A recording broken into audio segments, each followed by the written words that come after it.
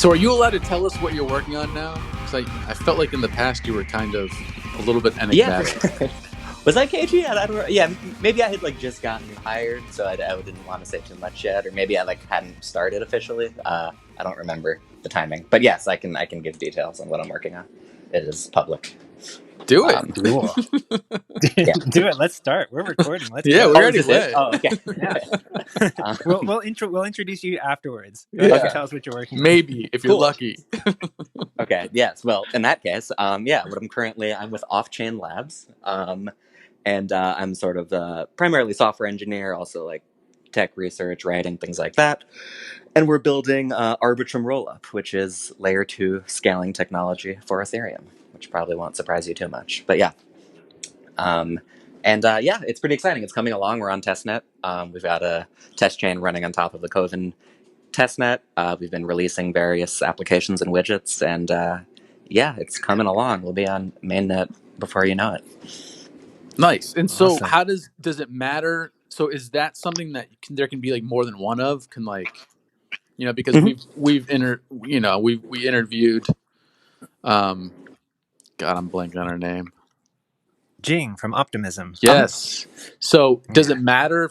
Can there be more than one? Can it be like a space with a bunch of different type of yeah. options? So yeah, I mean, there can and will be. There's a number of projects doing Rollup and Rollup related things.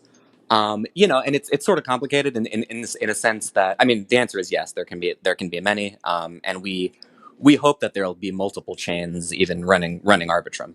That's sort of the vision that we have. There'll be multiple Arbitrum chains, which I can get into why. But yeah, I mean, it's sort of as to like whether that's generally good for the ecosystem that there's many is a little more complicated. I think like with some of them, we're clearly kind of competitive, where obviously like we want to get that market share, but there's also reasons to have different roll-up sidechain technologies out there. So, I mean, for example, the one that we're doing, the Arbitrum rollup, kind of supports generalized smart contracts.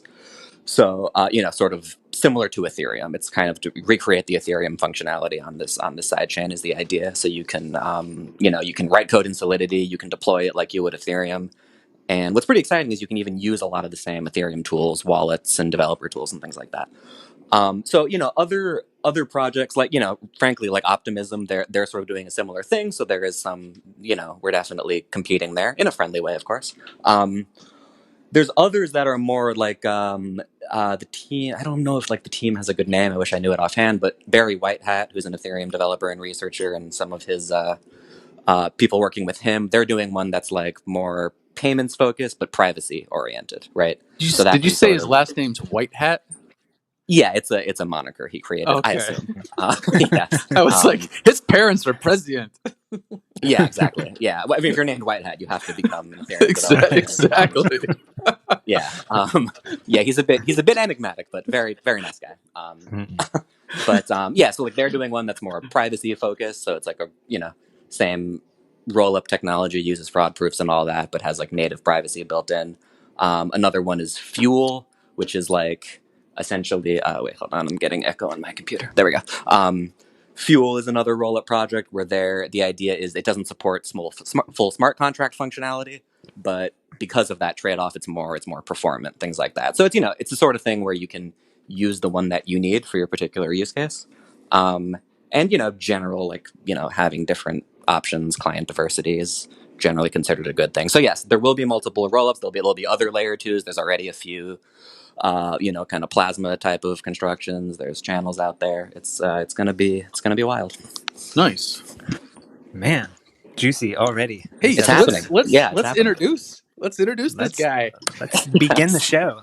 Yes. Now that I know we're live, let's introduce me. All right. JJ, you wanna do it? Yes, you're listening to Keyword Crypto with Michael and JJ. Special guest returning to the show, friend of the show, Daniel Goldman. Absolutely. Welcome back.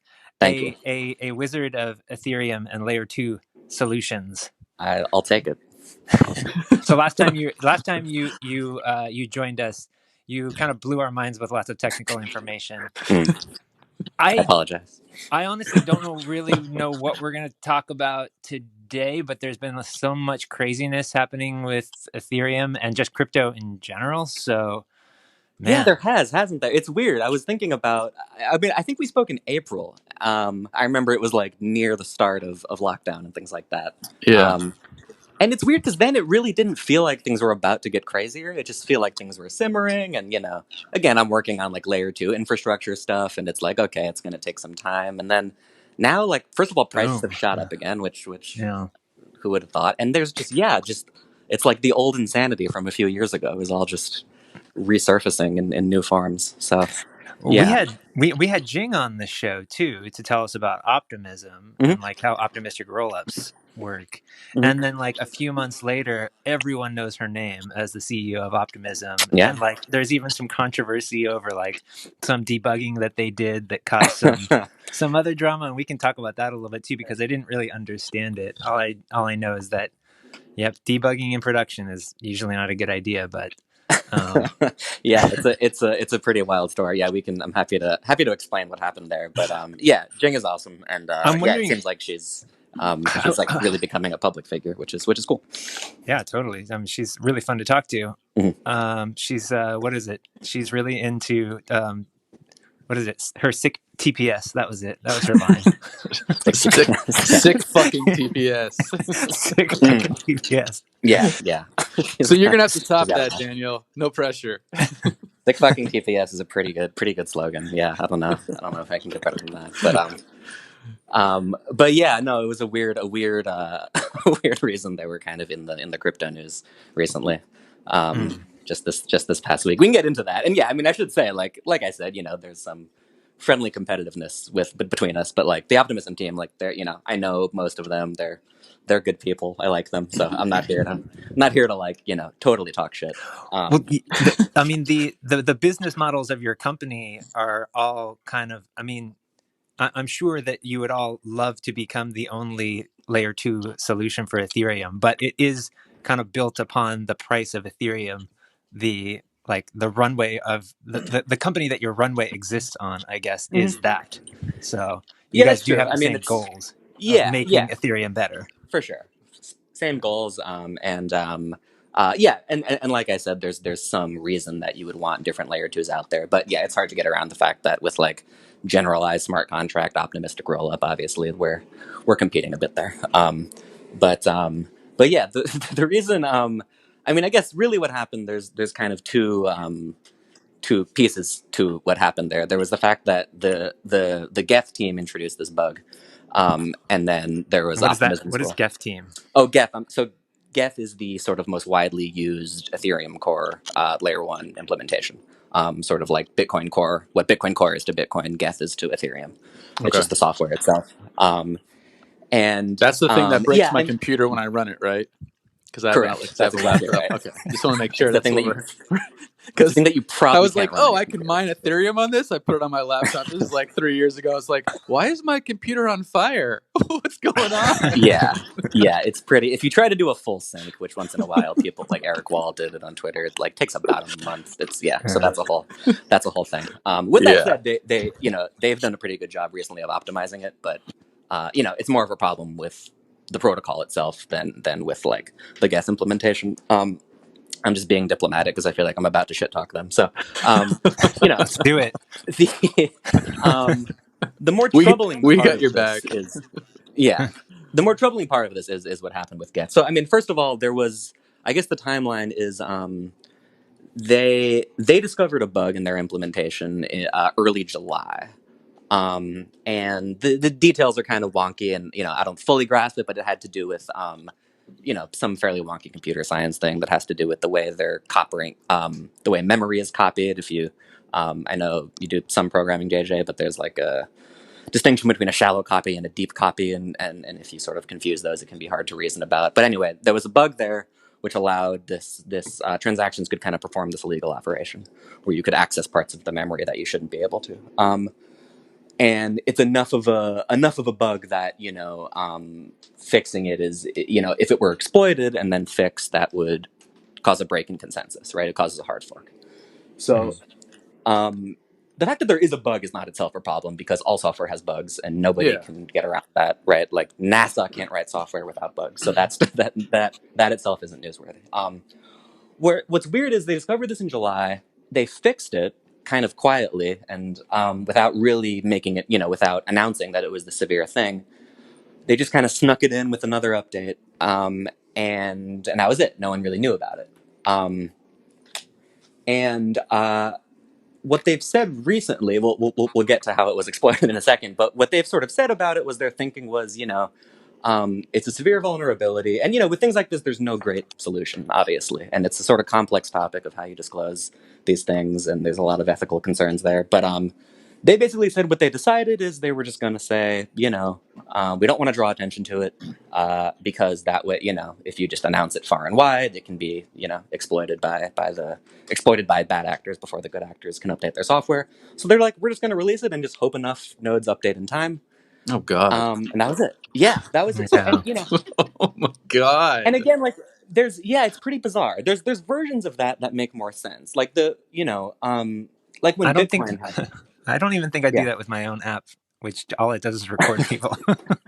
Well, now it is different with like open source things, especially on a decentralized network, right? I mean, with your own app, you can just update it yourself, right? So that is the dilemma, is there's no way to sort of only contact the right people and make sure that they upgrade in time.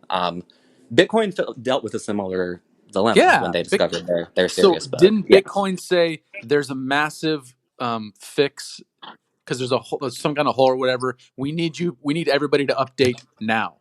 We're not going to tell you what it is. We just need you to update it now. And I was like, okay, great. Trust, don't verify. We made fun of that. Yeah, they did. But at the same time, it's like, you don't want to publicize what it is, because if nobody updates, then everyone just gets fucked. Exactly. They did. It was sort of in between what Geff did and what you described, because they initially did the same thing where they just published a fix without explaining in the commit message, and then they word kind of got out that something looked fishy about this, and they just said yeah, it's kind of serious, people should upgrade.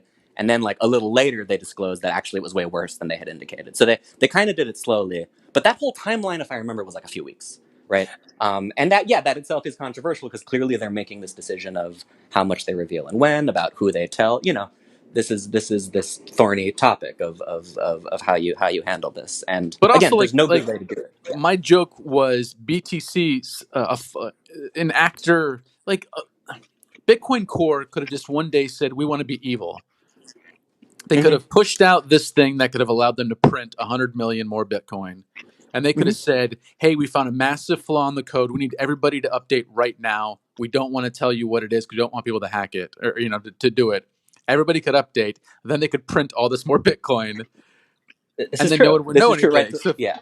So it's this whole thing of how do you say, hey, we'll tell you in a week?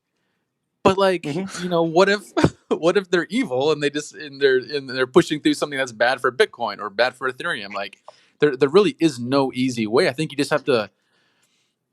You have to do something in between. Yeah, again, there's no great answer, but yeah, the other end of the extreme is what you described, where if the community is just willing to immediately accept every upgrade that is deemed important and just run it, then the developers have a huge amount of control, right? So what you really want is for no bugs to ever happen. Okay, that's not going to happen. The next best thing is you just want a lot of people, you want a sort of dispersed, decentralized, I guess, set of people who can actually audit the code base and who are paying attention to it. Yeah. And that is something Bitcoin is doing better at than Ethereum. There's no doubt about that. And I think this example sort of proves it, right? That it was actually a really small fix, as often they can be with bad bugs. It was one line, I think. But yeah, obviously nobody noticed it at the time, and that itself is not good. But yeah, the decision to just never. Because again, now we're in November, so that's 4 months. And in their report, they made it seem like they didn't have any plan to ever announce it had it not been exploited, or I don't know. It wasn't clear where that ends. Yeah, so. Then how does Jing and optimistic rollups get mixed into this? Right. So so fast forward to November, and again, this is where it just gets weird. But so what they're working on is this sort of layer 2 optimistic rollup that can handle smart contracts that sort of run on the EVM, the Ethereum virtual machine. So the way they're implementing that is they actually forked the Geth software. So they're using the same EVM code as Geth, which on Arbitrum we didn't do it that way, and I can get into that, but it's not really that important. The point is they actually forked the software itself, and in order to sort of make it work on layer 2, you have to modify a few things is the short version, because there's certain things that like there's no clear equivalent on layer 2 than layer 1, like mining difficulty and timestamps and things like that. So the point is they had to do some engineering work. They take the EVM and just modify it a bit, and then you can run it on layer 2. And basically what happened is they, as they were doing this, they independently rediscovered this bug. And the way Jing described it is, and this is just what happens when you discover a bug is it's often, usually you can tell something's wrong before you know why. That's just what happens in software. And the natural thing to assume is that it's your fault, basically, right? You assume that it's something that you introduced that caused this bug. And they said they were kind of messing with it, and increasingly they thought like, oh wait, maybe we actually found a bug in Geth, and that's good because that's how they can contribute to Geth. So far, fine. Where it gets weird is the way that they tested this out was by actually triggering it on mainnet. And again, it's like, That's good. here's the thing: if they had I just like said that. I like that. That's ballsy. it's one way, it works. It makes it very obvious. But like, if they had said it was an accident, I would just be totally defending them because we all make mistakes. But they're not even claiming that. They're just decided that like. What they said was that they checked the stats of the network and they saw that a lot of nodes had upgraded to the to the latest patch. Yeah. So, but again, it's like, who are the nodes that haven't upgraded, and what are you going to be doing to them if you trigger a split? And by the way, included in the nodes that hadn't upgraded were a lot of Infura's nodes, which a lot of people connect to, which is its own problem. But the point is, So, can you stop for a second and tell us what Infura actually is? Because it's like structurally related to Ethereum, but it's not part of the Ethereum Foundation or whatever. Yeah, it's not directly a part of the Ethereum Foundation. It's part of Consensus, which is like another big Ethereum ecosystem kind of hub. They just sort of fund and manage a lot of Ethereum projects. But basically, they're so Consensus. I don't know if they still use these terms, but last I saw Consensus, they call their different like sub project spokes. But it's basically like these own little Ethereum startups or projects that they help fund and things like that. One of them is Infura, and basically they just provide node hosting as a service.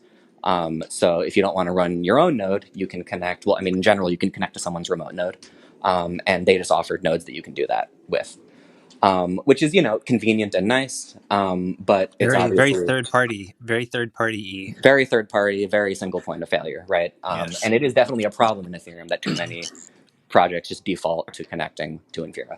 So that is something that in the Ethereum world we're definitely always thinking about, is wanting to reduce those dependencies, and this is one of the reasons why, because in this case Ethereum, all of those nodes, or at least a big portion of Infura's nodes, were just knocked off the network, and that's bad.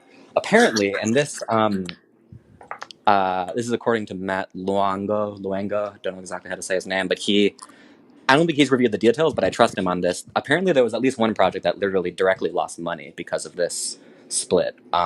There's some, I think the Keep network, they have some like proof of stake type of thing that runs on Ethereum, where these like stakers or signers have to do this action regularly, and because they were hard forked and on off of the main network, they got slashed for like tens of thousands of dollars. So, yikes.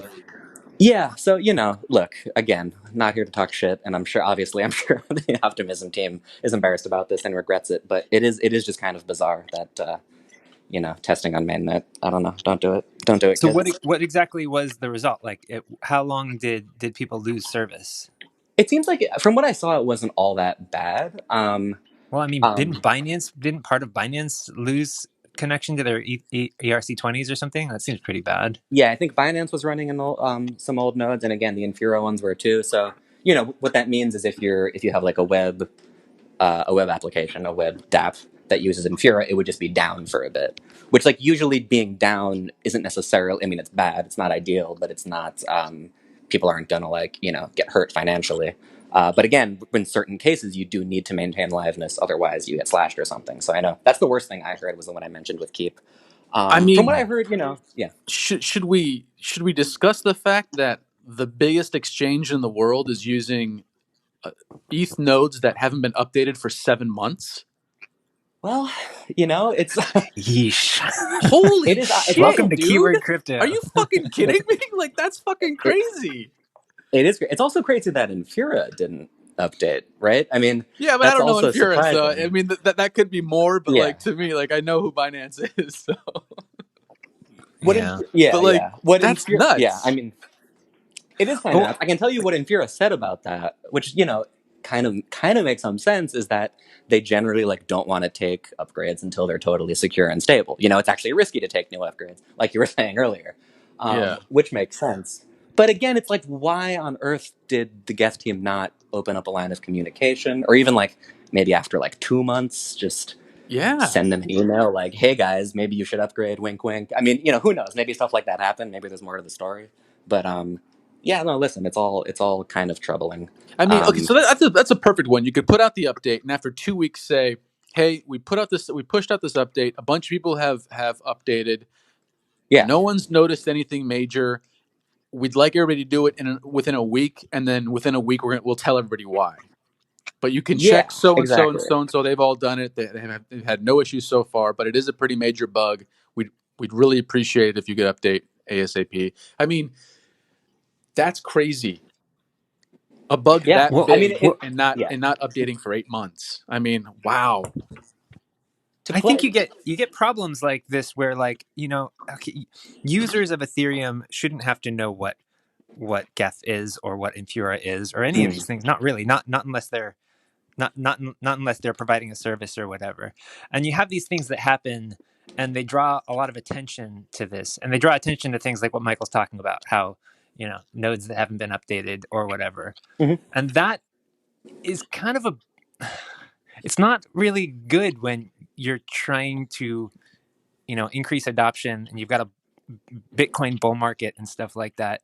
To me, that's really red flaggy. And Yeah, it's not yeah, it's not good. The funny thing, and you mentioned the bull market. The funny thing with stuff like this, almost 100% of the time, is it seems to have no effect on price, like Yeah. ever, well, which is that just hilarious. But yeah, that I think I'm pretty at this point. I'm pretty familiar with the yeah, fact that none of this has any effect on price because the people who are buying this shit don't really give a fuck about these problems. They don't really give a fuck if any of it is centralized, I guess, They don't even or I just understand don't what know. 90% of it is. They don't. I mean, most people who Yeah. buy Bitcoin have no idea what Bitcoin is, and they're like, "Oh, I can send money," and then they actually try to use it, and they're like, "Wait a minute, what?" Well, Bitcoin. I mean, Like, whenever we talk about Ethereum, we don't get that into the weeds regarding Ethereum. Like, we don't talk about Ethereum in detail that much on this show. But whenever we do, I think like, man, it makes Bitcoin look so simple, and it makes all the Bitcoin maximalists look really kind of dense and like, well, there's just like a lot of moving parts to Ethereum, and there's a lot of people working together. There's this idea that Ethereum is somehow more centralized because there's a central team, the Ethereum Foundation, that's making decisions and Mhm. stuff like this. But there's actually way more people involved, Oh and way yeah, more people. There's so many more people who have a say over what happens. And yeah, yeah. even when you do have a figurehead, it's like that figurehead goes out of his way to not really be a figurehead. Yeah, it's a weird Yeah. thing with Vitalik. He actually, yeah, like you said, he really doesn't want to be involved in making these sorts of decisions. And it's not like, you can tell, it doesn't really just seem like pretense. It's he genuinely like doesn't want to be the person people ask. And he I actually gets hope not. criticized Yeah. for that I hope sometimes. not. It's, it's this weird dynamic. Sometimes it seems superficial. Like sometimes it almost seems like, when he announces that there's going to be an AMA and he really does barely shows up for the AMA and it's just other people talking or whatever. Mm. Like that, like sometimes it seems like he knows that he can't be the person who is he can't be the single spokesperson for Ethereum. Yeah, But maybe he genuinely just doesn't want to have that much control. And I would totally understand that. Who would actually? I think so, and I think I mean, maybe I'm like giving him too much credit. I mean, on some level, he knows that that's just like not a good look for Ethereum too. But yeah, I mean, I think he ultimately has the sort of whatever the like core Bitcoiner type ideals, where he understands that like if this technology is going to mean anything, it's because there isn't just like a fixed party in control of the whole thing. But it is this weird thing where like obviously he's an expert in Ethereum, and obviously like Mhm. he is somebody worth listening to. But yeah, often he'll just like kind of weirdly stay out of heated debates that are happening, or he'll just like throw little hints. It's an odd thing. But Well, yeah, I mean, It Yeah. sucks when you definitely know, when he definitely knows what is best for Ethereum, but he has to be quiet because he has to deal with criticism of people thinking that, he's Yeah, not the only one who should know what's best for Ethereum. yeah, there's a bit of that going on. I think there's been a bit of like with this whole ETH2 roadmap and how that's played out. There's been some pressure of like people, We you know, should talk about that too. him and sort of people around him. There's been pressure of like, you guys actually should just be very concrete and just take charge and tell us like what the roadmap is and things like that. And I think his attitude is like, we want this to sort of be a more community based thing. And yeah, I mean, it's complicated, right?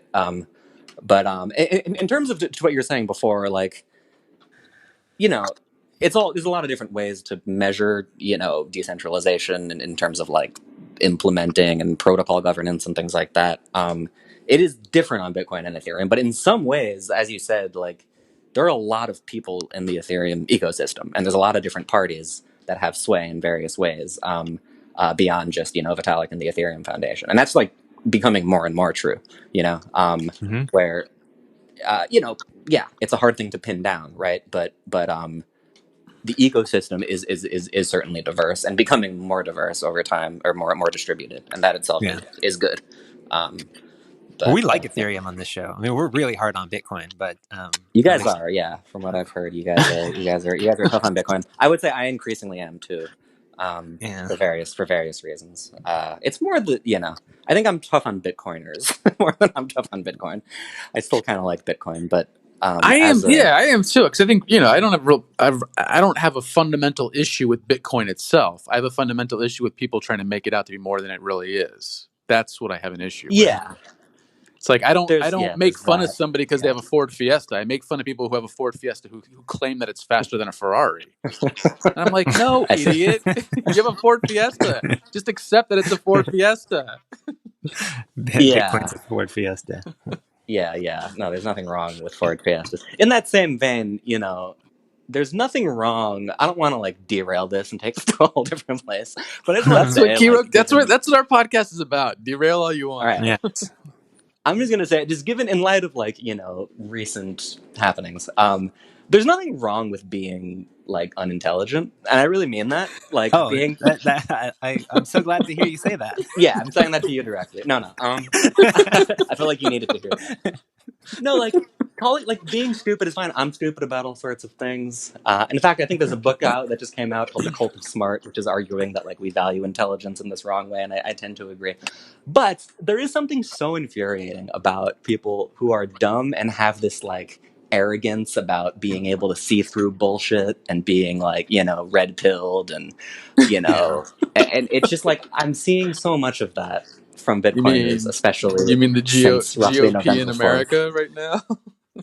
I mean, yeah, I wasn't even going that broad, but let's just say like, all of these Bitcoiners who I didn't realize how many of them were experts in election security. It's just and I gotta say, it's like really driving me nuts. I've had to just check out of Twitter recently because it was tell me about it. Yeah. Well, what do you call that phenomenon where like you think you know a lot more than you actually do? It's like Dunning-Kruger effect. Dunning-Kruger. Yes. Yeah. Like crypto is like is Dunning-Kruger, I think. Well, not 100% because isn't Dunning-Kruger where you're really good at one thing, so you think you're good at everything else? Right. Okay. Yeah. That's right. Yeah. All these people, they're not really good at anything. They just got lucky and got into Bitcoin early because somebody told them. Who's that like really pissed off old dude who like wears tuxedos and shouts at people and tells them they're idiots? And he said something like the problem. No. He's like a really old dude. I forget his name, but like he's kind of become a meme. But he says that everyone in Bitcoin, you think you're so smart because you just found a lottery ticket on the ground. Peter Schiff, Nouriel Rubini. The fact that there's all these people that we can name. Peter Schiff, so many. No, he's a real badass. He's like totally fun to listen to. Like dresses up in like these fancy suits and like shits on people. Yeah, I think you mean Nouriel, the economist. I know it's not Nouriel, but I'll find it. I'll find it in a second. It's not him or Peter Schiff, but anyway, yeah. I mean, yeah, it's Dunning-Kruger, but it's something more specific that gets under my skin. It's like the Dunning-Kruger. It's not just thinking that you're smart. It's thinking that you're above the bullshit. Man, oh right. And we have finally got into the shit talking section. I love it. This had to come out. It's gotten so bad. It's gotten so bad. Well, just Anyway, wait. If this is a real bull market, it's about to get so much So worse. much worse. that's true. That's true. Yeah. Oh man. I But this told is what I mean. JJ a It's like, couple nights ago that I'm yeah. going to just check out if this is the real bull market. I really doubt this is the real one. It seems like we're getting kind of toppy right now. But if it just keeps going to like 50,000 from here, I'm totally checking out. I'm just not It's cancel the bad. It's bad. I podcast. mean, like, You know?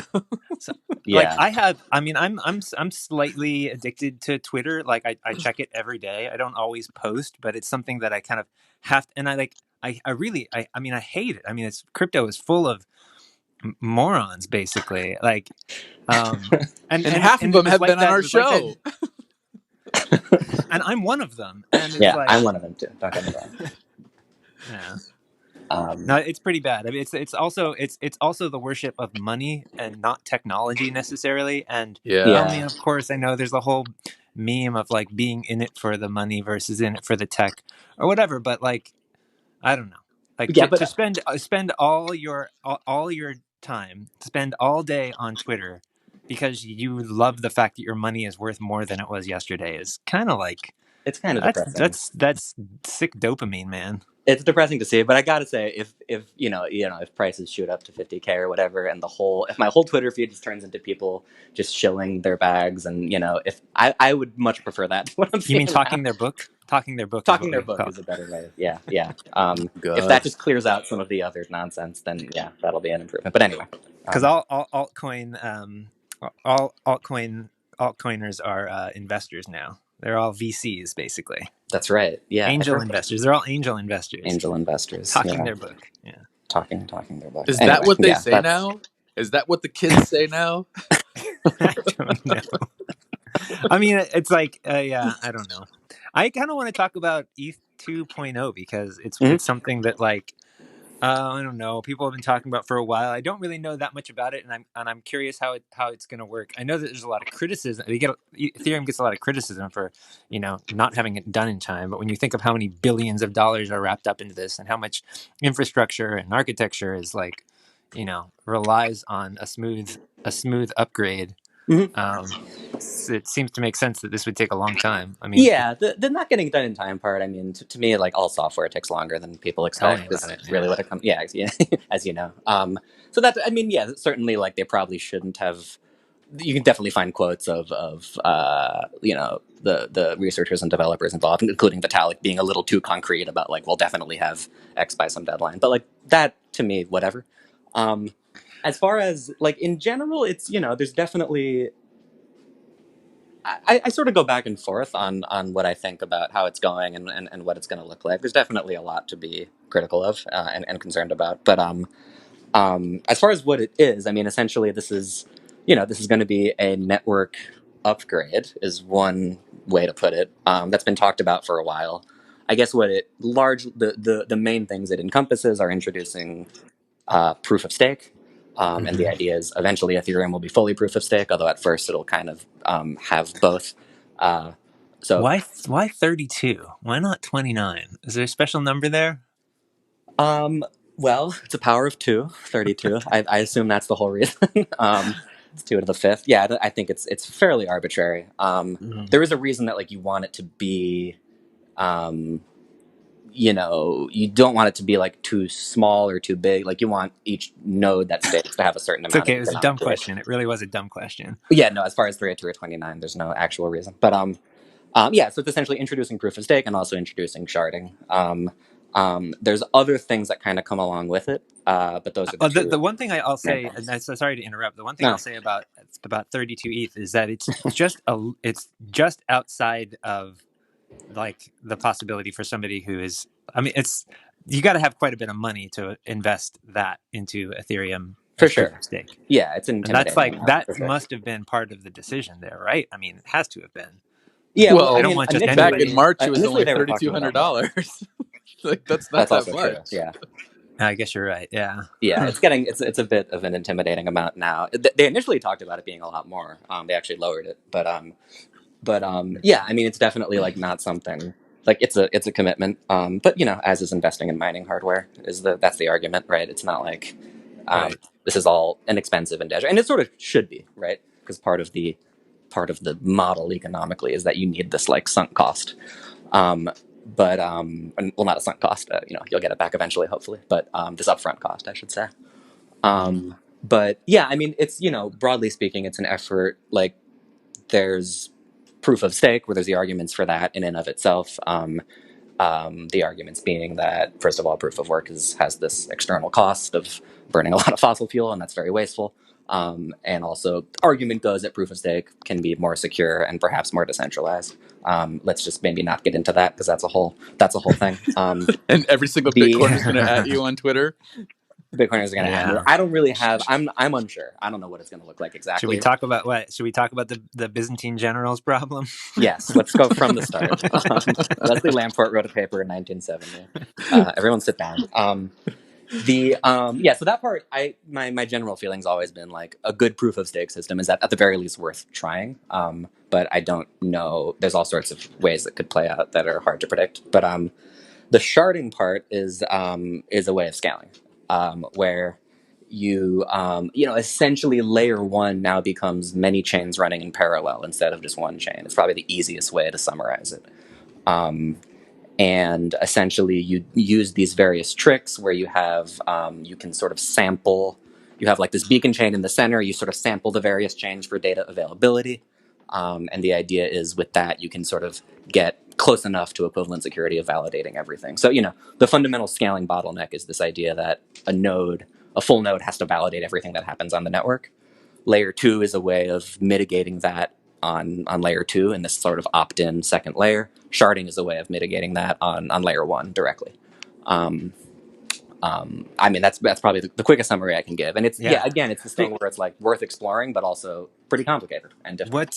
What's this going to look like to the average shitcoin trader or whatever? Is this basically just going to be like, is it going to be something that people even notice if they're not, interested in it's the a good development? question, and I think it's hard to answer that, which is itself a problem. I think there's a few aspects of that. Like one thing you could be referring to is just the sort of transition from ETH1 to ETH2. That itself is hard. Like, that's its own hard problem. So, ideally, obviously, we can't just like throw away everything on ETH1. That would be a problem. There has to be, and ideally, you want that to be seamless, where we can just like keep using the same tooling. And there's kind of different ideas. I don't know if they've totally settled on exactly how they want to do this, but presumably, it's like there's going to be some work that needs to happen. Hopefully not on users, though. But in other words, applications are going to have to do something, migrating over, changing the tooling, things like that. But it's not totally clear, and that itself is an issue. But then there's the question of like, once ETH2 is happening, once we have sharding in place, what will that feel like to users? And that's kind of one of the valid concerns, I think, is, that's the idea that you're using Ethereum and there's all these different chains you have to think about would be pretty confusing and weird. So ideally that should be abstracted away, and hopefully it kind of will be, but it probably won't be entirely, because basically if you're transacting, if you're doing something that involves more than one of these chains, more than one of these shards, like you have Ether over here and you want to move it to an application over there, at the very least, that's going to be a little bit different than just transacting on a single chain. Like, maybe it'll take a bit longer. Maybe there's like, an extra step you're going to have to take or something like that. So the UX of it is going to be its own challenge. I think that's the thing. I think like I think most people don't have any idea what that's going to be like. If it's like all of a sudden now all ERC20 tokens now trade on an Ethereum 2.0. Well, no, Ethereum 2.0 is going to seamlessly integrate with the original Ethereum. we hope, right? So yeah, I mean, what's funny about it though is what I've sort of realized increasingly is that these problems, both the technical challenge, like this problem of interchain communication, let's say on shards, both the technical challenges there and the UX challenges are very similar to layer 1 versus layer 2 challenges. In fact, in a lot of ways, it's almost the same thing, right? Because layer 2 is kind of this chain that runs in parallel. So that is a reason I mean, if you're pessimistic about layer 2, maybe then you should be pessimistic about ETH2. But it's like, we're already sort of thinking about these things when we build rollups. We're thinking about like how do we show a user that, okay, you have ether here and now you have to deposit it onto the rollup chain and then later you can withdraw, and by the way, when you withdraw you're going to have to wait a little, like, there's some friction there. And yeah, so I think hopefully we can just like standardize both the research and the implementation stuff, that this stuff starts to make sense. But yeah, no doubt it'll be, this is the trade-off when you're doing these new tricks for scaling. Yes, we will scale better, we'll have lower fees and all that, but there's other frictions emerge. Yeah. Hey, so Cool. do you know anything? And this is a slight adjacent topic about Polkadot. It's been a while since I've definitely looked at it, but not too closely. I assume the reason you bring it up is because it kind of sounds similar, right? It sounds similar to ETH too. It does to me. Yeah. Yeah. Well, But it's also people it's keep all, saying, like, is it a potential ETH killer, or is it going to work hand in hand with ETH? And I'm just like, I'm still not 100%. I understand that it's a way to make chains talk to each other, but I That's can't right. tell Yeah. if it's because wasn't it built off of ETH or off of Ethereum? It wasn't built. I mean, the team the team that created it kind of spawned off as this parody team, which kind of spawned off of, they were initially an Ethereum project, Okay. and they that spawned off into Polkadot. But no, it's its own separate. It's a separate chain. It has its own native currency. Yeah, I mean, it's a vaguely similar idea in that it's sort of a collection of chains ecosystem. But yeah, they're more about, the key difference, I think, with their style of sharding, let's say, and ETH2s is on theirs, each chain can be kind of totally different and have its own consensus mechanism. In fact, their little network is going to include, like, the idea is it'll be able to communicate directly with Ethereum and with Bitcoin. So yeah, the shards, or I think they call them parachains, they're not homogenous. So there isn't like one consensus mechanism among them. The idea is you have the Polkadot chain itself, and then there's like kind of this governance process where we can just add in new networks. It all seems like a little bit loose to me. well, But when you're like, as somebody like deep in the trenches of building technology in crypto, like when these hype cycles come, or when this project, something like Polkadot, which out of the blue, I mean, people sort of knew about it, but then it blows up, and it's like, oh, what the hell is this thing? Oh, Mhm. it looks like a team that was related to Ethereum that is building a new chain. Mhm. Like, what is this like from your perspective? Are you like, oh, this is bullshit hype, or do you actually get concerned that this project is, I mean, like, do you start to look for another job, or I mean, like, what's it like for you in that in these places where, oh, there's another project, or or does it just look like hype cycles to you?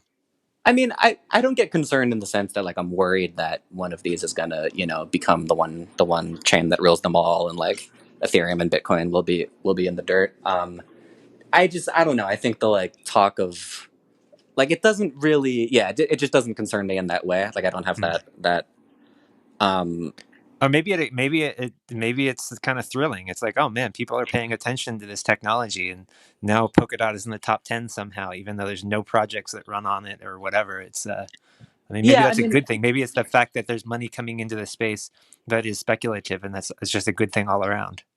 there's that. I mean, I'll also say that Polkadot's an example of one that, it's definitely, let's put it this way, compared to like the altcoins that were getting big years ago, Polkadot is definitely not bullshit on that level. Um, and like, I don't want to say that I don't want to say the space is getting better, but let's just say increasingly there's like some altcoins emerging where you're like, there's at least something there. Polkadot would be one. Cosmos is another. Like, from what I know about it, it's like, the team is legit. Yeah. They have some cool things going on.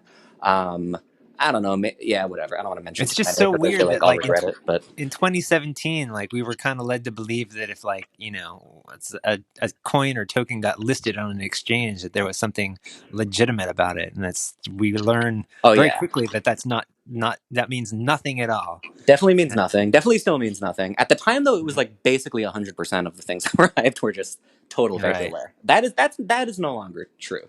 And yeah, I mean, I That's basically see cool. that as a good thing. And like, I mean, to me, like, if there is, like, I don't even know what the most interesting quote unquote ETH competitor would be right now. Again, maybe it's Cosmos, maybe Near. From what I've seen with them, like, that team is really good. I don't know a whole lot Who? about it, but it's, you know, What is it? uh, Near, NEAR.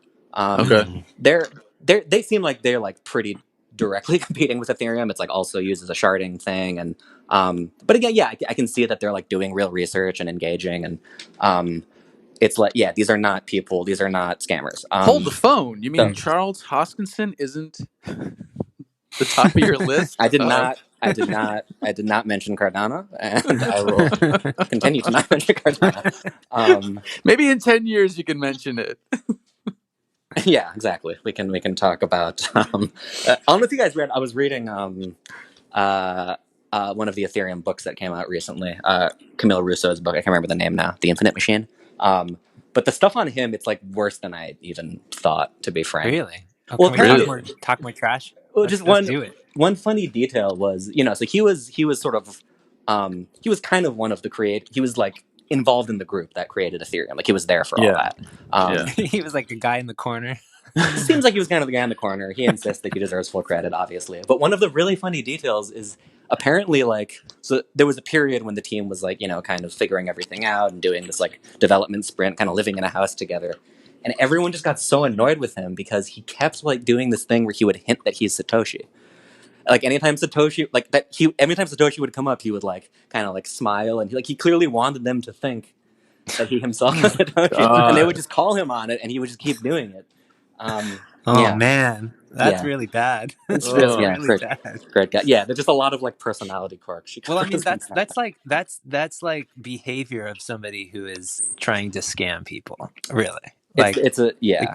trying to act like, yeah, that's bad. Particularly, I mean, if there's one thing we've learned, it's claiming to be Satoshi is not a good character trait in anybody. Yeah, but I mean, that's at least kind of fun. But if you like don't actually outright say it, like, and you like kind of Isn't try to that hint nuts? at Like, it, that's totally weird. Like, with the people you're working with and are friends with, it's really, that struck me as Yeah. very sociopathic. I mean, like, they're not gonna like. They would. I mean, if anyone would know if you aren't Satoshi, it'd be your close friends that you work with on a daily basis, because they could read the code and be like, "You would never write code that way. You've never written code that way. We know that's not you." It'd be like me looking at someone's handwriting and saying, "Yeah, I'm sorry, you're not Abraham Lincoln. You're. I mean, your signature doesn't match up. I'm sorry, it's obvious." You know. So one of the reasons that really makes me uncomfortable is that Cardano is this project that's got all the flair of an academic research project, right? Yes, and it's yes. you know, and even even all of their little projects are named after romantic poets and shit like this, mathematicians, and it's like computer.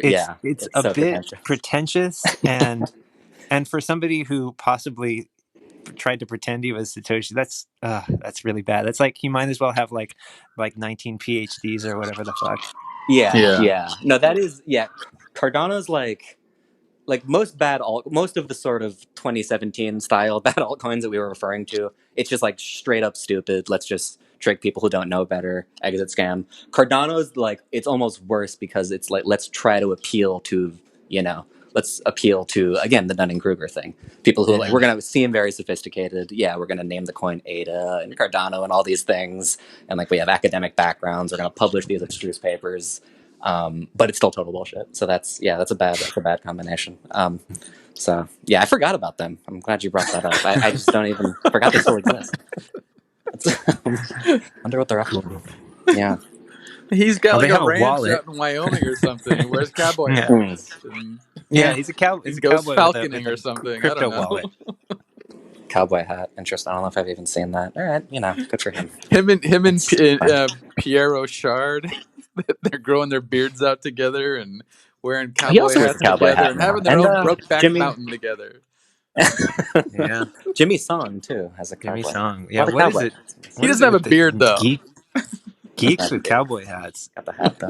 That's 3 too many cowboy hats for crypto. That's a lot. Yeah, I don't think anyone in Ethereum wears cowboy hats. So we have that going for us. Yeah. Cool. I'm all in. I'm all in on Ethereum now, just for that reason. There you go. That's But my anyway, litmus yeah, that test. was tangent. But the point is, to me, it's like if there's good competitors, which again, there's a small handful now. I see that as a good thing. You know, good Yeah. competition is good. So it doesn't. Yeah, I don't have this feeling of oh no. And by the way, it's also true that with layer two tech, you know, a lot of these other chains. In fact, like most of them, like most chains coming out that are offering something like smart contracts, they tend to at least be directly EVM compatible, or you know, make it fairly easy, because I think they just sort of realize that that's what the tooling is for. Um, which is to say, for stuff like Arbitrum, you know, we can sort of do this layer two. This is probably not so simple, but broadly speaking, it's, you know, likely it can work on anything that's EVM compatible. Um, Obviously, right now we're focusing on Ethereum, and that's the plan for the foreseeable future. But like, you know, if other chains want to use this stuff, that's well and good too. So Nice. you know, So but yeah, so what's Ethereum your is take the on world. all the DeFi stuff going on right now? Oh my god! Again, it's like I just had no idea this. Like, why did this happen and why now? I don't know why it's surprising. I just didn't see any of this coming. It just felt so out of left field. Oh, really? You didn't see it coming? I Like, really didn't. I really didn't think like I thought it would at least be a lot more. I thought there would be another like year or two of just quiet development of prices being low, and then like the hype cycle would start again. I didn't think it would just shoot up like this. Yeah, I mean it's just it's crazy. You mean It's you didn't crazy. I mean, see YFI going up to $44,000 for one token? no, I truly didn't. If I did, I probably wouldn't be here right now. I Um, well, I mean, so like the idea of DeFi. Okay, we're going to replace all of these financial products and financial systems with crypto related things. I mean, like you knew that that was going to happen, but you didn't know it was going to happen the way it did. But that's so the way things happen in crypto. Is I that a know, bunch of everything is a fucking meme, and then I you know. bet on which meme is going to be the most popular. No, yeah. I And mean, I think like DeFi as a term is like really overused and kind of silly, and I understand that. But I think, you know, the stuff that like DeFi includes things that are interesting and I think will prove useful. You know, the stuff under the umbrella term of DeFi. Mhm. So I do think there's stuff there, and I Right. think it will continue to grow. And by the way, there are a few positive and good success stories that we can talk about. But yeah, I just didn't expect like all of a sudden there's just, you know, a bunch of vegetable coins Well, that are that's raising yeah. hundreds of millions of dollars. yeah. That is Yeah. like that's a theme of crypto though, is that like basically you get the umbrella term that actually is something meaningful, but then you get a bunch of like, you know, coins named after vegetables and furries or whatever, and then it becomes then when somebody mentions a word like DeFi, it's like, do you mean DeFi that we can actually have a conversation about, or do you mean a bunch of scams? Or do you mean yam and pasta? Yeah, I mean Yeah. Yeah. it's, but yeah, memes drive. It's memes all the way down. That is the phrase that comes to my head often in crypto, and that's what you have to just realize. So Um, what That's the name of so this what are episode. ones that there you what go. are ones that you like or that you think are legitimate Well, and that you think could actually do something in this space? I mean, I think like it's pretty. Like I think like few people would dispute that sort of the big Ethereum success story so far is Uniswap, and Yeah. that's been around. No. You know, it's been almost 2 years now, I guess, but it's really like blew up more this year. And that's like really cool to see that actually get used, because that it sort of checks all the boxes. In Even if it that, does just serve as a bunch of scams. well, fair enough, but let's just let's, No, it's really cool. It actually is. I because agree. it's, you know, it's actually decentralized, it's actually non-custodial, right? There, you know, there really are, there's no backdoors, no trusted parties, no oracles. Um, Also, it's like actually useful in the sense that, you know, people do want to trade crypto. Now, the idea that, you know, obviously, hopefully, that's not all they ever want to do with crypto is trade it for other crypto, because that's kind of circular. But it is just true at the moment that that is a use case. People want to have exchanges, so people do use it. The interface is like so simple and great. Like they kind of nailed it with that. Um, Mhm. and actually, probably most important is the contracts themselves are very simple. And that is hugely important. And you know, we actually did a little Uniswap port onto our layer two chain, just on the testnet one. So I've, you know, worked with the contracts a bit, and yeah, I mean, I don't want to say it's like 100% safe because I might eat those words, but it's simple enough that you can really get assurance that like it's unlikely that there's some crazy bug we're missing here, and that's not true of many projects. So yeah, How so is it that's all really cool. Yeah. how is Uniswap how do they not use an oracle if I can't set the price? because somebody's setting the Yeah. price, so obviously it's So them. so they use the system. It's called a constant product automated market maker, and it's a little hard to explain, but it's different than. So there's been other decentralized exchanges, even on Ethereum, that don't use oracles, stuff like Ether Delta and IDEX, and those what they basically have order books, similar to centralized exchanges. So Yeah. so that's one way to do it. Where no one's setting the price. You have an order book, right? You have the buy side and the sell side, and they meet in the middle. That works. The problem with that is because you have to do all of this on-chain shit. It's really really bad UX and becomes really expensive with fees. With Uniswap, this constant product automated market maker idea, I guess like the way you can think about it is instead of having an order book, the liquidity for a trading pair, like let's say it's ETH DAI, um, that look so anybody can provide liquidity. So then you're sort of being a market maker. It all kind of gets pooled together. And there's this simple formula which says that like the amount of ether times the amount of DAI has to equal this constant number. So basically, if there's a bunch of liquidity in this pool, and let's say I want to buy ether, so I send DAI and I take out ether, that trade affects the price accordingly, right? So by buying ether, now ether is going to be slightly more expensive relative to the price of DAI. So you're kind of trading against this pool. The people who provide liquidity don't, you know, the downside of doing that is you don't you don't get to negotiate price on the other side of the trade. Yeah. But the idea is they get their money back by collecting some portion of the fees. Gotcha. Which Okay. and so far that has worked. It's been very profitable to be a liquidity provider. But yeah, so the point is there's nobody sets the price. The contract itself enforces those rules. And the idea is if it starts to get very lopsided, like if someone buys a bunch of ether and now the price is like very different than the market price, then you'll have arbitrageurs come in and bring it back to equilibrium. So it sort of depends on the existence of people um, who take on that role. It depends on the existence of other markets in the world and arbitrageurs who are who are willing to do that. And That's pretty well thought out. Yeah, yeah, it's it's pretty pretty cool. insane. Pretty insane that they gave away $1,200 Oh my worth of god, their coin to like yes, everybody who fucking used it. That's nuts. it is Yeah. nuts. It was Well, I mean, definitely they one. gave away something that was worthless. People decided it had value, though. They didn't set the Yeah. price, did they? No. I mean, right. The market set the price, but I'm Uh, sure they were happy that it had value. Yeah. Oh, hell yeah. Yeah, that was crazy. That was a So crazy pair. So what that else is in the one. DeFi Yeah. space excites you? I still, I think like stuff like MakerDAO at this point is kind of has just gone off the rails, but the core idea there is good. And I know that how's it there's a gone lot off of, the rails? Oh. well, in a few ways. I think the weirdest part about it now is, they initially it was just, initially DAI was just collateralized by Ether. So this is a stable coin that's kind of over collateralized by crypto. So you have this like quasi decentralized stable coin thing. Um, they switched to multi collateral DAI, and at this point, at least last I checked, the plurality of the collateral is USDC, which Yeah. is a dollar-backed stablecoin, which is just like a Yeah. really strange circular dependency where we're trying to Mm. create this decentralized dollar and we're using centralized dollars to create it. Yeah. So to me, it's like at that point, at a certain point, you have to just declare it a failure.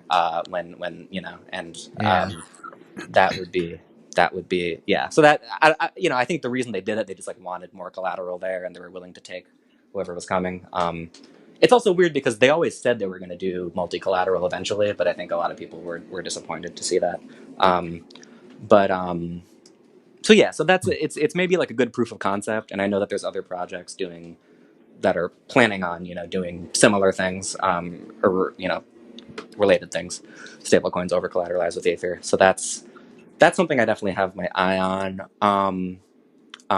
Yeah, I mean, again, I think like there's a number of other decentralized exchange type of protocols, either related to Uniswap that use automated market maker type stuff like Curve and Balancer. DYDX is a cool one. It's pretty complex, but it's an exchange, but you can sort of create these more advanced financial instruments like swaps and derivatives. Um, Even like Compound, just the ability to earn interest on your assets. Like there is something there. Yeah. even the I don't even know how to say it. Wi-Fi, EFI. Yeah. Even that one, like, I mean, it's absurd in a lot of ways, but the sort of Well, yield that farming thing is pretty unique, and I think there's something there too. That the idea of, like, using contracts to seek out alpha on the chain. So I think yeah, it's really smart. Yeah. yeah, it's smart. I see a lot of cool proof of concept stuff, but yeah, Would it's just you? hard to, I yeah, mean, do you invest in any of this stuff, or do you not stay really. away and just like to watch it? Yeah, I mean, I own some of the like some of the native currencies out there, but I don't invest in any of the crazy DeFi stuff. No, I'm not a trader. That's the way to keep your sanity. Yeah, keep the sanity. I just feel like if I'm in the space and working in it, I should have some exposure. Some skin in the game in terms of the basic stuff. But yeah, I don't try to play the markets. The other interesting one, I don't know if you guys followed this whole sushi swap saga, Yeah. but A little bit. We talked about it on the show a little bit, but oh do you yeah, have when other insights that you want to share? That'd be kind of cool. well, there was just recently a development in it, which is it's sort of an interesting it's an interesting sort of thing that can happen in the space where I mean, I guess I'm assuming when you guys talked about it, it was when he kind of like seemed to exit scam and then kind of apologized and sent his money back. Tail between his Yeah. legs, giving him the money back. Yeah. Yeah. Yeah, there was that whole thing. But so what they did this weird thing where they kind of tried to leech directly off of Uniswap in a pretty overt way, where first of all it's a fork of Uniswap, right? Yeah. Right. But they have their own token. This is before Uniswap had a token. They said we have our own sushi token or whatever, and so like not only as a liquidity provider will you collect fees, but you'll also you collect transaction fees. You'll get rewarded in this token if you provide liquidity. So there's like some more incentive to provide liquidity there. And they said if any of the current Uniswap liquidity providers move over, they'll just get like a special bonus. So they just like literally tried to steal them. And basically what's happened now is, so then Uniswap came out with their own token and they did their own like liquidity mining thing there, maybe partially in response to sushi. I don't know the details. I'm sure they were planning it before, but clearly there was some fear there. But what's just happened is now, so with Uniswap token, they're also with Uni, they're also rewarding liquidity providers on Uniswap with some portion of tokens up to a certain day initially, and that day just passed, I think, like yesterday. So that reward dried out, and then SushiSwap came out, and now on that same day they said like now they're Yeah. increasing their reward, Mhm. and they'll Yeah. Right. explicitly reward liquidity providers of Uniswap. So and I think last I saw, like the Uniswap liquidity dropped a pretty big amount, and the Sushi liquidity went up a pretty big amount. So this is weird because it's like it's not really clear. It feels wrong, but it's not exactly clear if it is wrong to me. You know, like this is just kind of what. There's nothing. He's not. What is really wrong about what he's doing? This is an open platform. You're allowed to do this. This is He's like an making it better. economic. Yeah. Well, Well, he's it's not like the with thing. Yeah, He's Carbon trying to make it Based. better. Carbon Based stole all that money yeah. apparently, but it wasn't really theft. It wasn't really stealing because he just used it the way it was designed, but he found a way to manipulate it. Was it even him? He said it was Sorry. him. So, did I miss something here? Did with it? I don't know what you're talking about either. Carbon Well, Based? yeah, yeah, I think I missed this, which is funny because Wait a I know minute. him. So Yeah. I texted you and I tweeted about it and you said, "Yeah, JJ." So I thought so apparently Carbon Based claimed that he was the one behind some DeFi. He kind of like scammed them out of like $7 million or something like that. What? And Oh, I don't remember this. I this was think like I vaguely this was remember like 3 seeing this, days but ago, 4 days ago.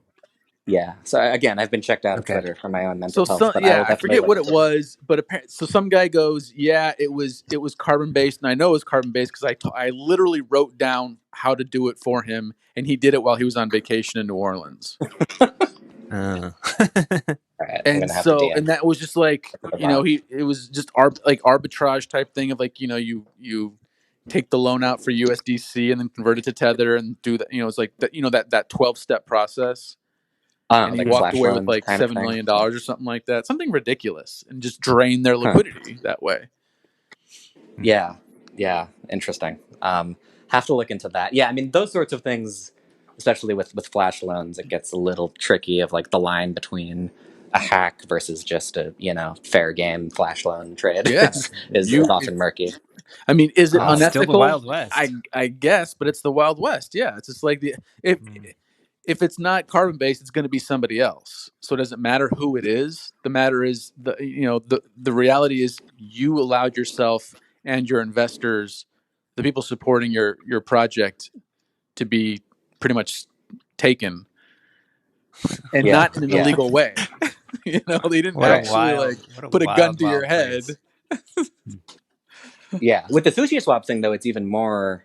All he's doing is incentivizing people to use his product, and that's Yeah, when you put it that way, isn't that what everyone Crazy. does? It's just it's frustrating because like obviously he's just forking Uniswap, and there's a team that put work into that, and the Uniswap team is very good, and it feels like we want them to be the ones that succeed, but it's at the same time, if there is this way of offering liquidity providers more money, and they don't have a way of preventing that, then clearly like the economic model I, I of this working as a business just has a problem, and that's Yeah, but I that's just mean, what it I is. think my biggest fear of that is that most people in crypto don't have any foresight because most of them are so Mm, young. They don't understand, they don't know history. And so what mm, happens is they say, "Oh, I can make more money on Sushi Swap. Great." And then a year down the road, there's a massive bug because Sushi Swap only has like one or two people working on it compared to all the people who were on Uniswap who spent tons and tons of time building the code. These guys just lift the code, have no idea how to fix it, and then something major goes on and everyone loses all their money. And it's just like, well, maybe you should have kept your money with the people who actually Maybe. created all the code. yeah, no, that's definitely true. That's definitely true, and there's going to be a lot more of these sorts of It's weird gonna be like fun. It's gonna be protocol fun. wars. It's Yeah, gonna be a yeah, wild, wild, wild, wild place, crypto, man. yeah. All Never right. never Well, ceases to be I gotta entertaining. start getting going, guys. So we should wrap this up. But it's been an awesome conversation, and man, yeah, we've talked about some fun stuff. Daniel, how can people find you online? What's your Twitter and all that? Sure. I'm at dzac23. Um, Again, a little more quiet on Twitter lately while I recover from just the mental health assault that it's been lately. But So should people follow you on Instagram then instead? no, you should still follow me on Twitter. I'm still addicted to it. I'm not gonna lie. And yeah, you can at Off Chain Labs. You can follow what we're doing there. Again, we just released our Arbiswap demo. We called it. We just released a burner wallet thing, and there'll be more stuff coming soon. Nice. And Are you on yeah, TikTok? not on TikTok. No, everything I know about TikTok is through Twitter, and I think that's enough for me. Yeah. Oh, Um, cool. yeah, Well, awesome. Well, yeah, this has been a great conversation, yeah, and so yeah, we'll exchange some memes on Twitter, and we'll hit you up as soon as this is as live. sounds All good. right, Thanks for everybody, having me. thank you Always for a pleasure. tuning in.